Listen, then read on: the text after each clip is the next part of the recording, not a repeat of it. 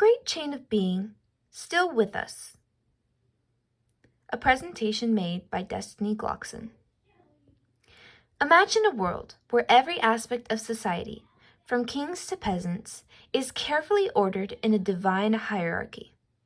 This concept is known as the Great Chain of Being.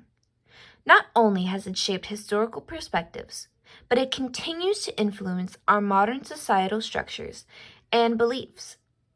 I will now explore how this idea is still in our world today, which leads us to the question: does the Great Chain of Being still affect today's society? It in fact does. The Great Chain of Being has long influenced societal norms and values. Even today, the Great Chain of Being still can be seen in the way certain social hierarchies and class systems persist. As stated by my site, Emmanuel Rigato and Alessandro Minelli, the Great Chain of Being is still here. Evolution, Education, and Outreach 6, number 1, which came out on June 27, 2013. For example, the idea that some people are inherently superior to others can still be observed in various socioeconomic and cultural contexts.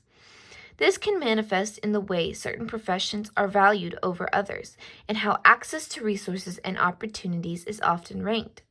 Essentially, the remnants of the Great Chain of Being continue to shape our perceptions of worth and status within society. What exactly is the Great Chain of Being? As stated by Britannica Encyclopedia, what is the Great Chain of Being? The Great Chain of Being is the conception of nature of the universe that had a persuasive influence on Western beliefs, particularly through ancient Greek Neoplatonists and philosophies during the European Renaissance and the 17th and early 18th centuries. The term denotes three general features of the universe: plenitude, continuity, and graduation. The principle of plenitude states that the universe is full, exhibiting the maximal diversity of kinds of existences, and everything possible is actual.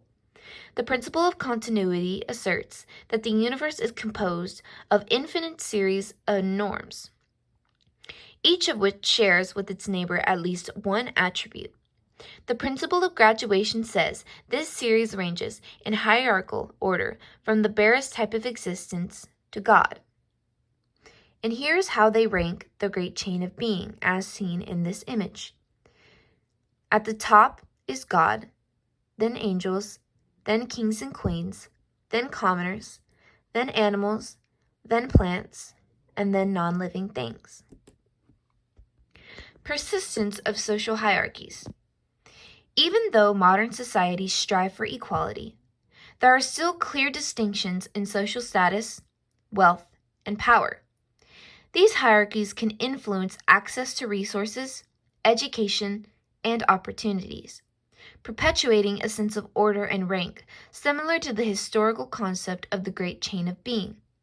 As stated by my source, Sean Neate, The Great Chain of Being, Nature 435, number 7041, which was created on May 1st, 2005, 429. Here is a picture and graphs of the Great Chain of Being levels and rankings.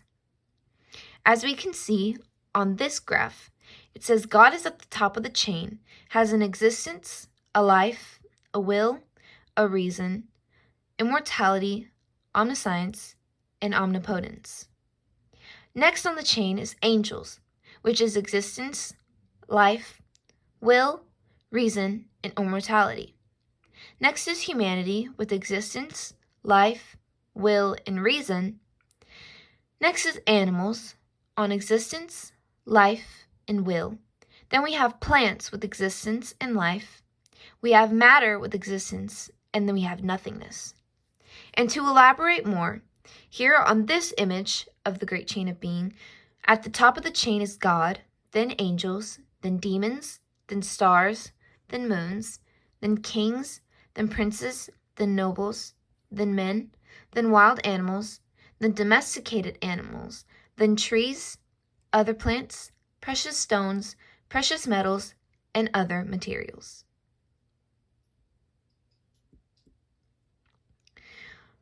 My third reason on how the great chain of being still affects today's society is the way we interact with nature.